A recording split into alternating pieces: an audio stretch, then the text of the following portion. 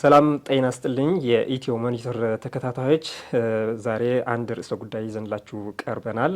በትግራይ ክልል ከሚገኙ ብሔረሰቦች አንዱ የሆነው የኢሮብ ብሔረሰብ ያለበት ሁኔታ የተመለከተ ርዕሰ ጉዳይ ይዘን ከእንግዳ ባለሙያ ውይይት እያደረግን አብረናችሁ እንቆያለን ማለት ነው።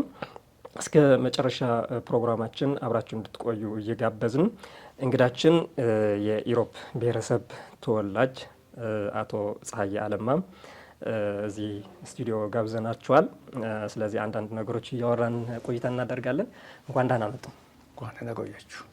እሺ፣ ወደ ጥያቄዎች ከመግባታችን በፊት እስቲ ያሉት ሙያ ለተመልካቾች ይግለጹ።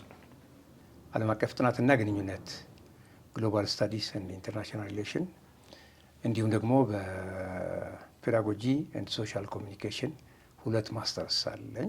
እንደሚታወቀው የኢሮብ ብሔረሰብ በትግራይ ውስጥ ከሚገኙ ብሔረሰቦች አንዱ ነው። ማይኖሪቲ ብሔረሰብ የሚባል ወይም ንዑስ ብሔረሰብ ከሚባሉ ህዝቦች ናቸው። ይህ ህዝብ በአሁን ጊዜ በጣም በችግር ውስጥ እንደሚገኝ በተለያዩ መረጃዎች ይወጣሉና እርስዎም የብሔረሰቡ ተወላጅ እስከሆኑ ድረስ ያለው ሁኔታ በሚገባ ያውቁታል ብለን ነው ዛሬም እንግዳችን ያደረግ ነው። ስለዚህ ተጨባጭ መሬት ላይ ወዳለው ከመግባታችን በፊት የዓለም አቀፍ ህጎች አሉ። የዓለም አቀፍ ህጎች የተባበሩት መንግስታት ድርጅት ያወጣው ህግ አለ፣ የማይኖሪቲ ራይትስ የሚለው ማለት ነው። እሱን እስቲ እናንሳ። ምንድን ነው የሚለው ስለ አናሳ ብሔረሰብ ህጉ ምን ይላል? ዓለም አቀፍ ህጉ ምንድን ነው የሚለው በሚለው እንጀምር። በተለያየ መስፈርት ማይኖሪቲ ራይትስ ተብሎ ይገለጻል። ማይኖሪቲ ራይትስ ምንድን ነው? በዓለም ላይ ትልቅ ርዕስ ነው። በጣም ትልቅ ርዕስ ነው። ምክንያቱም በየትኛውም ሁኔታ እጅግ ተጎድተው የሚገኙት አናሳ የተባሉ ህዝቦች ናቸው፣ ወይ ደግሞ ንዑሳን የተባሉ ከፕሮፖርሽን አንጻር ከብዙሃኑ አንጻር እዛ ውስጥ ያሉ ራሳቸውን ለመከላከል አቅም የሌላቸው ጥቂት ህዝቦች በተለያየ ዘርፍ፣ በእምነት ሊሆን ይችላል፣ በቋንቋ፣ በዘር እነዚህ ሰዎች ተጎጂ ስለሚሆኑ ይህ ርዕስ በጣም ትልቅ ርዕስ ነው። በ1992 የማይኖሪቲ ራይትስ ወይ ደግሞ የንዑሳን ህዝቦች መብት በሚል የጸደቀ ቻርተር አለ። በዛ ቻርተር ውስጥ እነዚህ አይነት የማህበረሰብ ክፍሎች የተለየ ጥበቃ እንደሚያስፈልጋቸው፣ እንዳይጠፉ፣ ምክንያቱም ራሳቸውን መከላከል ስለማይችሉ ከብዙሃኑ አንጻር የተለየ ጥበቃ ሊደረግላቸው እንደሚገባ የተደነገገዋል። ይህ የሚሆነው ለምንድን ነው? ዓለም ብዙ ጊዜ የተማረው ትምህርት አለ። ከጀርመን ከናዚ ጭፍጨፋ የተማረው አለ፣ ከሩዋንዳ የተማረው አለ፣ ከሄርዘጎቪና የተማረው አለ። ከብዙ ቦታዎች ላይ የታየው ነገር ምንድን ነው? አናሳዎች ተጎጂ ሲሆኑ ነው የታየው እና በዚህ ምክንያት ከአሁን በኋላ የዩናይትድ ኔሽን ባጸደቀው ቻርተር መሰረት ልዩ የሆነ ጥበቃ ሊደረግላቸው እንደሚገባ ተደንግጓል። በዚህ ዙሪያ የተለያዩ የዓለም ሀገራት አባል ናቸው። ማይኖሪቲ የሚባለው የማህበረሰብ ክፍሎች የተለየ ጥበቃ እናደርጋለን ብሎ አባል ሆኖ ተስማምተዋል ማለት ነው። በዚህ ሁኔታና ኢትዮጵያም አንድ አባል ሀገር ነች። አሁን ወደ ኢሮብ ብሔረሰብ እንምጣና የኢሮብ ብሔረሰብ ቅድም እንደገለጽ ነው አናሳ የሚባል ወይም ማይኖሪቲ የሚባል ህዝብ ነው። ከ2013 ዓመተ ምህረት ጀምሮ በትግራይ ጦርነት ሲነሳ ጀምሮ እስካሁን በጣም በከፋ ሁኔታ የሚገኝ ህብረተሰብ ክፍል ነው። ምክንያቱ የኤርትራ ሰራዊት ተቆጣጥሮት የሚገኘው አካባቢው ስለሆነ ማለት ነው። ስለዚህ እስቲ በተጨባጭ አሁን የኢሮብ ህዝብ ምን ላይ ነው የሚገኘው? ኦኬ፣ በእርግጥ ኢትዮጵያ ይህንን ቻርተር ከተቀበሉ ሀገሮች ግንባር ቀደም ነች። ኮሌክቲቭ ኤንድ ኢንዲቪጁዋል ራይትስ እንዲከበሩ ዝም ብሎ በቃል ብቻ ሳይሆን በኮንስቲቱሽን ውስጥ ቦታ እንዲያገኙ በክልልም ሆነ ፌዴራል ተቋማት ውስጥ ቦታ እንዲያገኙ ከተቀበሉ ሀገሮች መሀል ነች ኢትዮጵያ። በዚህ አንጻር ስናይ የኢሮብ ህዝብ እንግዲህ የኢትዮጵያ አካል የሆነ ህዝብ ነው። በኢትዮጵያ ሉዓላዊ ሀገር ውስጥ ነው ያለው። የኢትዮ ኤርትራ ጦርነት የተካሄደበት አካባቢ ነው ከባድ የሆነ የአይጋ ጦርነት ተብሎ የሚታወቀው እዛ የሆነ ነው። ከዛን ጊዜ ጀምሮ ግን በዚህ ባልተፈታ ችግር ምክንያት ህዝቡ ትልቁን ችግር እየተሸከመ ነው ያለው። አሁን በተለይ አሁን በዚህ ሰዓት ላይ ማን ነው የእሱ መንግስት አይታወቅም። መንግስት የለውም ማለት ነው። እዛ ነው እዚህ ነው የሚታወቅ ነገር የለም። ስለዚህ አሁን ያለበት ሁኔታ ኢንሴኪር የሆነ ሁኔታ ነው።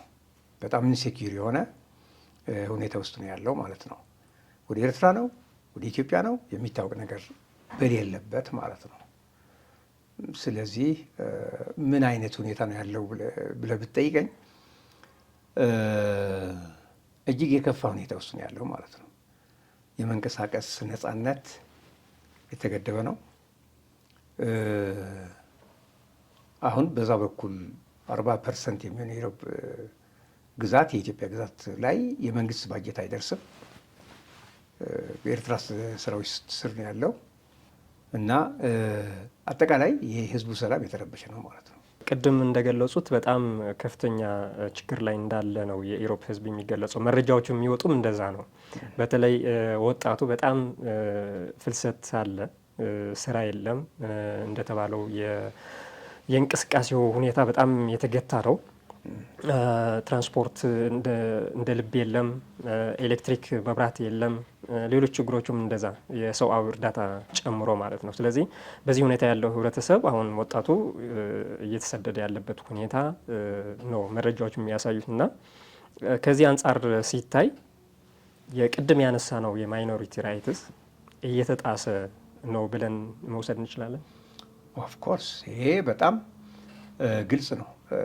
ማይኖሪቲ ራይትስ ያስፈለገበት ዋና ምክንያት እኮ ህዝቦቹ እንዳይጠፉ ነው። አሁን ህዝቡ በመጥፋት ጫፍ ላይ ነው ያለው፣ በመጥፋት ጫፍ ላይ ማለት ነው። ምክንያቱም አንደኛ ህዝቡ ወጣቱ ፈርሷል። ኦልሞስት እጅግ ጥቂት ወጣት ነው ያለው እዛ አካባቢ። እግሩ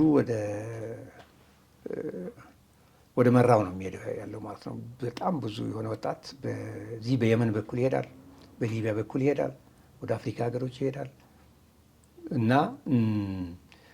ህዝቡ አሁን ከምንሰማው አንጻር የመጥፋት ሪስኩ በጣም ከፍተኛ ነው።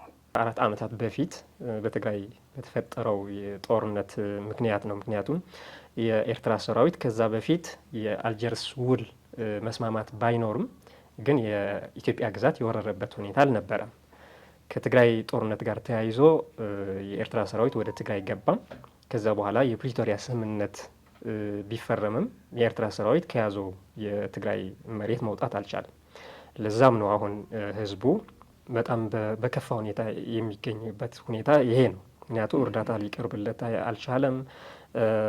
የተለያዩ ችግሮች ያሉበት ሁኔታ ነው ያለው እና ፕሪቶሪያ አግሪመንቱን ወይም የፕሪቶሪያ የሰላም ስምምነቱን ምንድን ነው የሚለው ወደ ሚል እንምጣ።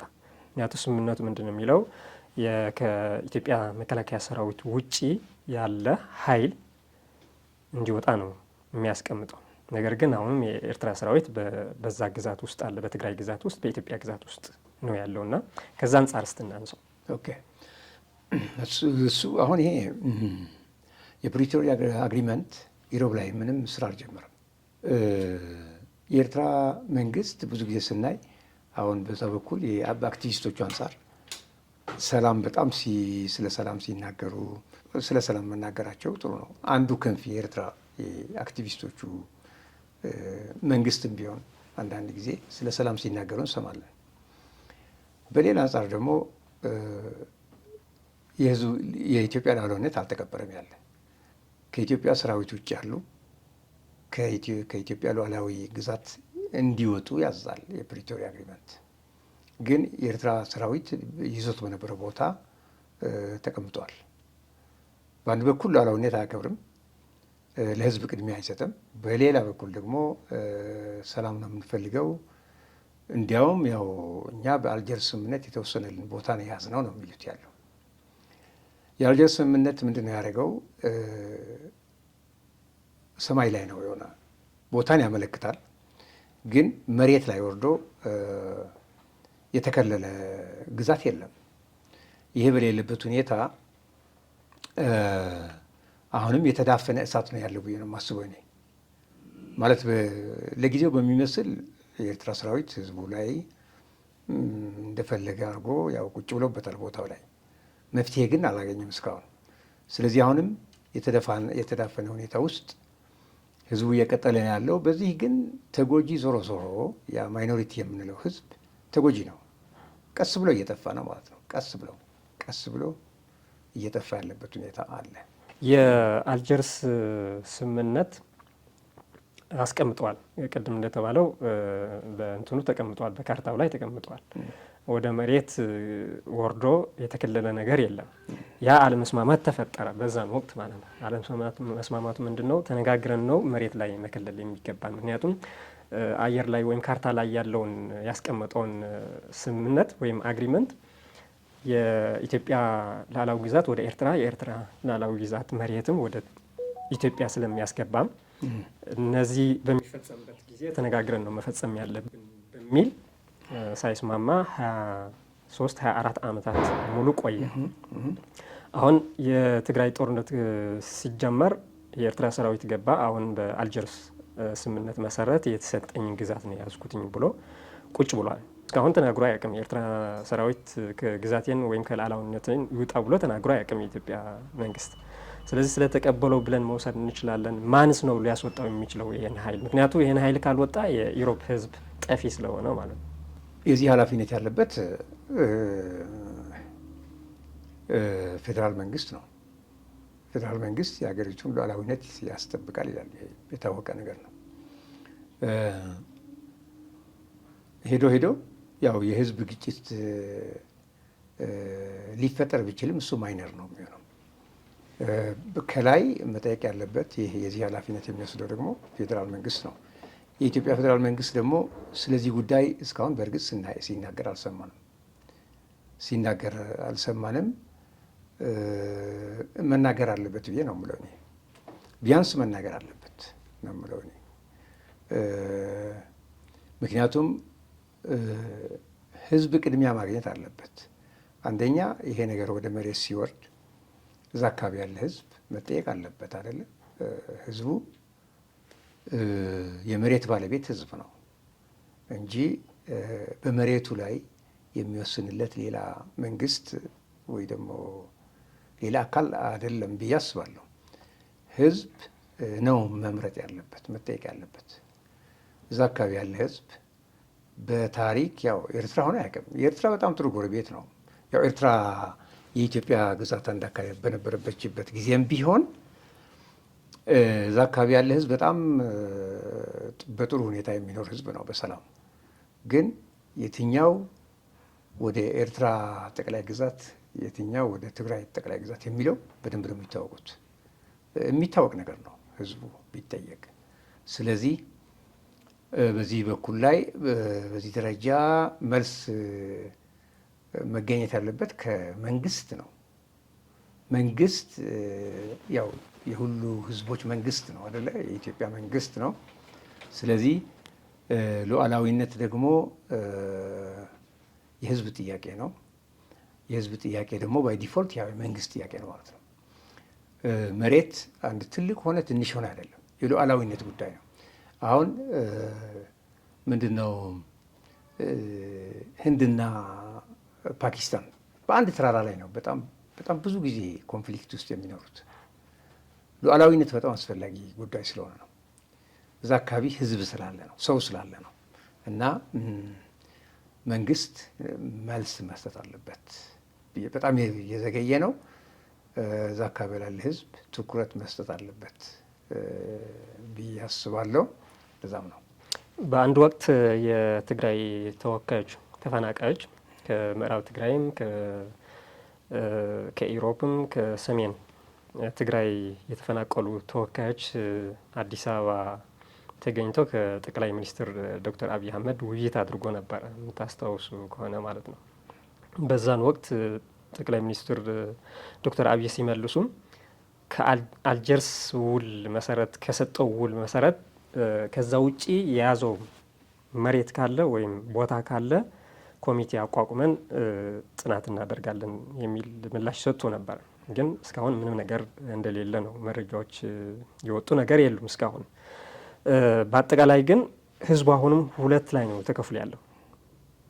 ቅድም ለመግለጽ እንደሞከሩት በአንድ በኩል በዛ በኤርትራ መንግስት እየተዳደረ ነው ያለው፣ ግማሹ ደግሞ ወደ በትግራይ በኩል በኢትዮጵያ በኩል አለ ማለት ነው። ይሄ ቅድም ካነሳ ነው የዓለም አቀፉ ህግ አንጻር ከመጀመሪያውን ማይኖሪቲ የነበረ ህዝብ ነው። ለሁለት ሲከፈል ሊደርሰው የሚችል ሁኔታ ምንድን ነው ሊሆን የሚችለው? ባጭሩ የመጥፋት አደጋ ነው። አሲሚሌሽኑ በጣም ፋስት ይሆናል። አሁን በኤርትራ በኩል ያሉ ኦልሬዲ ትምህርት ቤት ላይ በትግርኛ ነው የሚማሩት፣ በትግርኛ ነው የሚማሩት። ስለዚህ ከታች ያለው ትውልድ ቋንቋውን እየተወ እየረሳ ያው ትግርኛ አዳፕት ያደርጋል ማለት ነው። አሲሚሌት ይሆናል ማለት ነው። ኦኬ፣ ይሄ አንደኛው ፋክተር ነው። ሁለተኛው በሁለት ስትከፈል አቅምህ በጣም ያንሳል። ሌላው ደግሞ በዚህ በኩልም ያለን ቢሆን ካለው የኢኮኖሚም ይኸው ብዙ ነገር ጫና ብዙ እየተሰደደ ስላለ እጅግ ብዙ ነው የሚወሰደው። ባይዘ ዳታው እንዲያውም ስንት ነው አሁን እርግጠኛውን ዳታ የለኝም፣ ግን እጅግ ብዙ ወጣት ነው እየፈለሰ ያለው። ወጣት እየፈለሰ ያው ሸምገል ያለ እየቀረ ያው አለቀ ማለት ነው። ያው ትጠፋለ ማለት ነው። ስለዚህ የህዝቡ ታሪክ የመሆን ነገር በጣም እየፈጠነ እየመጣ ነው። በአብዛኛው ደግሞ አሁን ወደ አዲግራት፣ ወደ መቀሌ፣ ወደ ውቅሮ እየሄደ ነው ያለው። እዛ እንግዲህ አናሳ የነበረው ወይ ደግሞ ወደ አሲሚሌሽን እየቀረበ እየጠፋ የመሄድ አቅጣጫ የያዘ ነው ማለት ነው። ስለዚህ ኦርጋናይዝድ ሆነው ከነበረበት ቦታ እየጠፋ የሌላን እየተቀበለ አዳፕቴሽኑን ተቀብሎ ወደ መኖር ይሄዳል ማለት ነው። መጨረሻ ላይ ህዝቡ ይጠፋል። በዚህ መልኩ የጠፉ ብዙ ብሔሮች አሉ። ኢትዮጵያ መንግስትና የኤርትራ መንግስት ያለ መግባባቶች አሉ።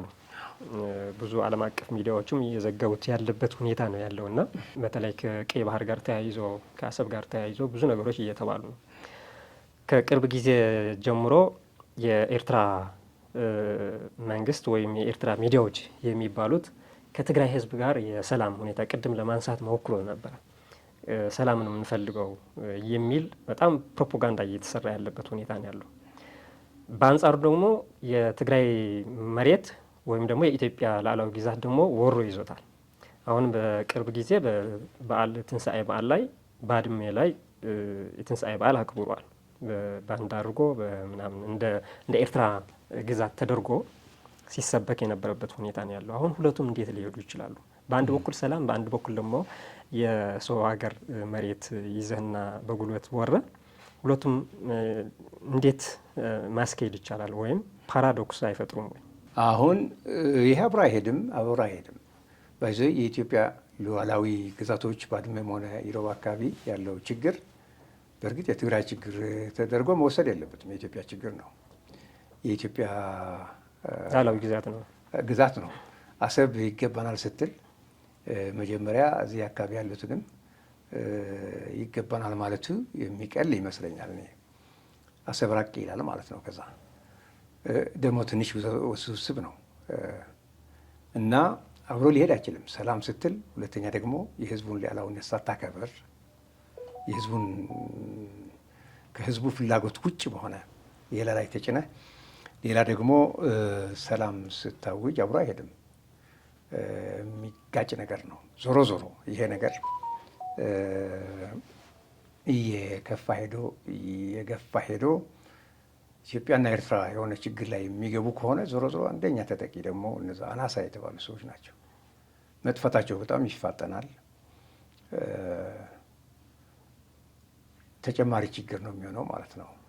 ካለው ችግር ላይ ተጨማሪ ደግሞ ረዘም ያለ ችግር ውስጥ ይገባሉ ማለት ነው። ከቅርብ ጊዜ ጀምሮ እንደዚህ አይነት አክቲቪስቶች የሚባሉት በሁለቱ ሳይዶች የመገናኘት ሁኔታዎች ታይቷል። ትልቅ የማህበራዊ ሚዲያ አጀንዳ ሆነዋል። በተለይ በኢትዮጵያ በኩል ያለው የፌዴራል መንግስት የሚደግፉ አካላት ደግሞ ይሄን በጣም እየተቃወሙት ያሉበት ሁኔታ ነው ያለውና የትኛው ነው መቅደም የነበረበት? ስለ ሉዓላዊ ጉዳይ ነው ማውራት የሚገባ ወይም የተወሰኑ አክቲቪስቶች ስለ ሰላም ስለተገናኙ ነው ማውራት መቅደም ያለበት?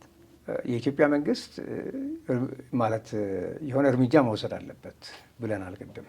ምክንያቱም እዛ አካባቢ ያሉ የኢትዮጵያ ህዝቦች ናቸው፣ የኢትዮጵያ ዜጎች ናቸው። ዜጎቹ ሰቃቀን ውስጥ ነው እየኖሩ ያሉት አይደለ? ግን አሁን ይሄ ኤርትራና ትግራይ ባይዞ ጎረቤት ናቸው አይደለ?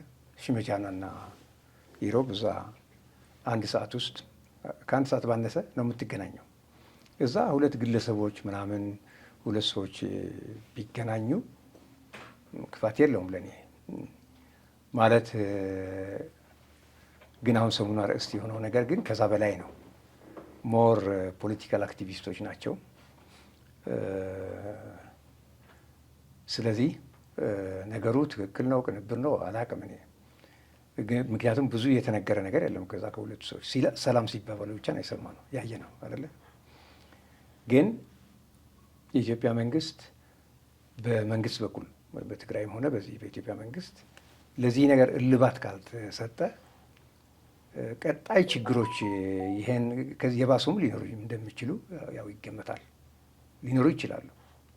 ነገር መፍትሄ ካላገኘ ከሆነ ቦታ ላይ መርክዞ ችግር እየሆነ እየተፈጠረ ይመጣል። ስለዚህ የሰላም መንገድ ደግሞ በዛም በኩል ያለ በዚህም በኩል ያሉ ህዝቦች ተገቢውን የሆነ ክብር ሲያገኙ ነው፣ መብት ሲያገኙ ነው። መብታቸው ሲጠበቅ ስለሆነ ለዚህ መጣር ያለበት የኢትዮጵያ መንግስት ትልቅ ስራ ይጠበቅበታል ብዬ አስባለሁ። ቅድም የፕሪቶሪያ ስምምነት ስታነሳ ኢሮፕ ላይ ተግባራዊ አልሆነም የሚል አንስቶ ነበረ። በእርግጥ ኢሮፕ ላይ ብቻ አይደለም፣ አጠቃላይ በትግራይ በኩል ያለውን ሁኔታ የሰላም ስምምነቱም አንድ ትልቅ እርምጃ ቢሆንም ግን እንደሚፈለገው አይደለም። አጠቃላይ ምዕራብ ትግራይ አሁንም ከትግራይ ውጭ ነው ያለው፣ በወራሪዎች ተይዞ ነው ያለው። ስምምነቱ ወሮ የያዙ ኃይሎች ሁሉም መውጣት አለባቸው ነው የሚለው። ከህገ መንግስት አንጻር ስታይም ህገ መንግስቱ ተጥሶ ያለበት ሁኔታ ነው ያለውና አሁን የፕሪቶሪያ አግሪመንት ወደ ተግባር ፉሊ ሙሉ በሙሉ ወደ ተግባር እንዲገባ ምንድን ነው መደረግ ያለበት? እነዚህ እንደ ኢሮፕ የመሰሉ እንደ ኩናማ የመሰሉ አናሳ የሆኑ ወይም ማይኖሪቲ የሚባሉ ህዝቦች እንዳይጠፉ ሙሉ በሙሉ እንዲተገበር ምን መደረግ አለበት? በሁለቱም በትግራይ በኩልም በፌዴራል መንግስት በኩልም በዓለም አቀፍ ማህበረሰብ በኩልም ያለው ህገ መንግስት ያስፈልገው ህግ ያስፈልገው ባይዘው ሰዎች በሰላም እንዲኖሩ ነው አይደለ? ኢትዮጵያ ውስጥ የኢትዮጵያ ሉዓላዊ ግዛቶች የሚባሉ አሉ። ደግሞ የኢትዮጵያ የክልል ሉዓላዊ ግዛቶች የሚባሉ አሉ። በግልጽ የተቀመጠ ነው፣ ምን ማሻሚ አይደለም። እነዚህ ሉዓላዊ ግዛቶች ወደ ነበሩበት ስታተስኮ እንዲመለስ ማድረግ ነው። ይሄ ከተደረገ በኋላ ወደ ሰላም መንገድ በጣም እየቀረብን መጣን ማለት ነው ብዬ አስባለሁ። ያውም በኤርትራ ጋር ያለው ትንሽ ከበድ ይላል ይመስለኛል። ከኤርትራ ጋር ያለው ወደ ጦርነት ሊወስድ ይችላል፣ በጣም በፍጥነት ማለት ነው። የትግራይ ሉዓላዊ ግዛት መመለስ ግን ምንም በፓርላማ የሚወሰን ነገር ነው። ምክንያቱም ስታትስኮ የክልሎች ይታወቃል። በቋንቋ መሰረት የተከለለ አካለል ነው። በቋንቋ መሰረት የተደረገው አካለል ወደ ነበረበት መመለስ ነው። ይሄ ነው ብዬ ነው የማስበው።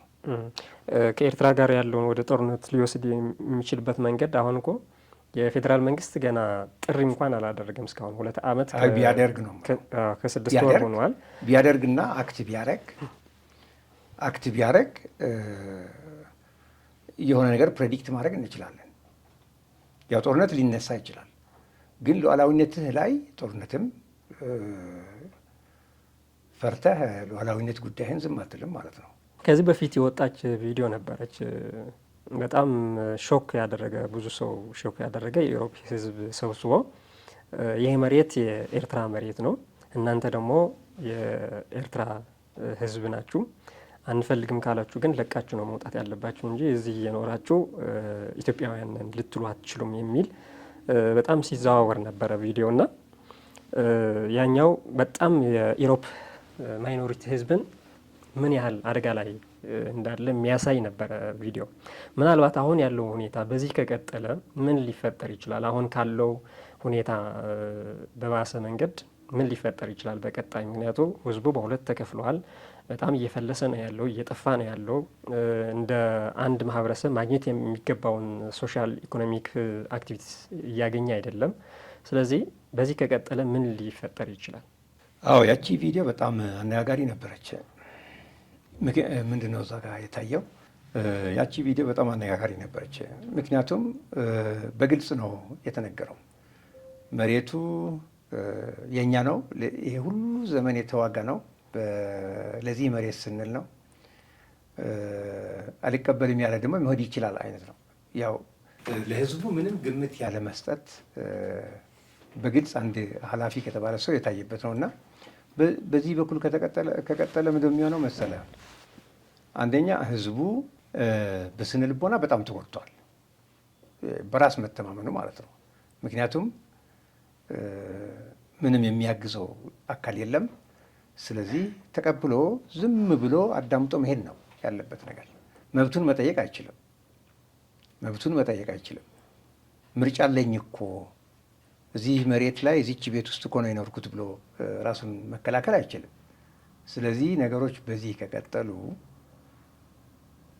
አንደኛ እዛ አካባቢ ያለ ህዝብ ሳይወድ በግዱ ይቀበላል። ያው ይወስዱታል ማለት ነው ቦታው። ማንም የሚናገር ከሌለ ይወስዱታል ቦታው። ስለዚህ የሚሆነው መጨረሻው ይሄ ነው።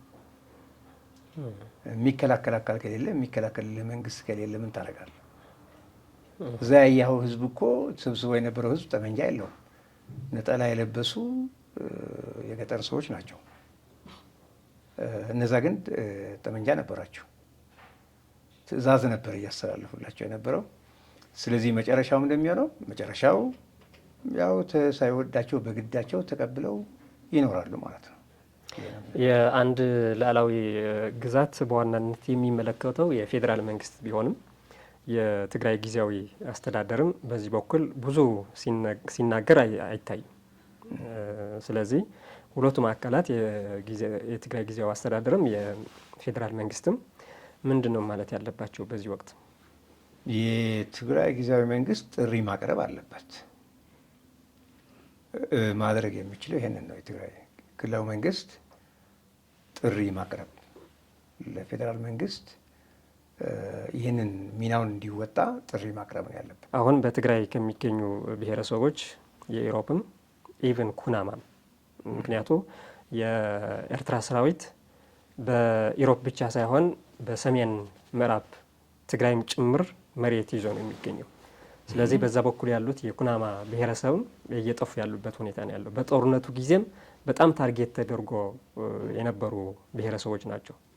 ስለዚህ አናሳ ከመሆናቸው አንጻር በጣም የሚጠፉበት ሁኔታ ትልቅ ነውና የዓለም ማህበረሰብ እንደ ኢሮፕ ብሔረሰብ ተወላጅ የሚያስተላልፉት መልእክት ምንድን ነው? በእነዚህ ህዝቦች ተጋርጦ ያለውን አደጋ እንዲቀለበስ የዓለም ማህበረሰቡ ምንድን ነው ማድረግ የሚገባው?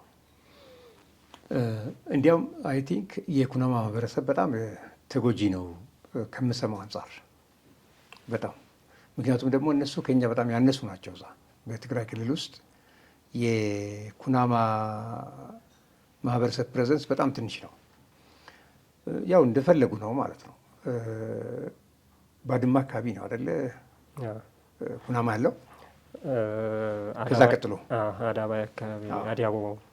አዲያቦ በኩል ማለት ነው። ስለዚህ ሞር እንዲያውም ለነሱ የሚናገር ብዙ አልሰማም እስካሁን እና የዓለም ማህበረሰብ ዞሮ ዞሮ አንድ ቻርተር አጽድቋል። ይሄ ቻርተር ደግሞ ተፈጻሚ የሚሆነው ተከታትሎ የሚያስፈጽም ሲኖር ነው። እንጂ ዓለም ያው ዘው ብሎ ገብቶ እናንተ ተጎድታችኋል እንጂ ብሎ አያግዝህም። ባይዘው ራስህን ስታግዝ ለራስህ ስትናገር ነው መልስ የሚገኘው። ግን ይህንን በተለይ የትግራይ ክልል የጊዜያዊ መንግስት በጣም የበለጠው ኃላፊነት አለበት ከማሳወቅ አናውንስ ከማድረግ አንጻር፣ ከማሳወቅ አንጻር፣ ጥሪ ከማቅረብ አንጻር ትልቁ ሚና ያው የትግራይ አክቲቪስቶች፣ ሲቪል ሶሳይቲስ እና የክልሉ መንግስት ትልቁን ቦታ ይወስዳሉ ብዬ አስባለሁ ከማሳወቅ አንጻር። ከዛ ቀጥሎ ግን የሀገር ጉዳይ ነው። አገር ውስጥ ያለ ሲቪል ሶሳይቲ ይሁን መንግስት፣ አክቲቪስት የተባለ ሁላ በዚህ ጉዳይ ላይ በጣም ትልቅ ስራ ይጠበቅባቸዋል። ከዛ በኋላ የዓለም ማህበረሰብም መልስ ይሰጣል ብዬ አስባለሁ። ዞሮ ዞሮ የዚህ ሁሉ ማጠቃላይ የሚሆነው የፕሪቶሪያ የሰላም ስምምነት ነው። ምክንያቱም የፕሪቶሪያ የሰላም ስምምነት በግልጽ ሁሉ ነገር ስላስቀመጠ ማለት ነው።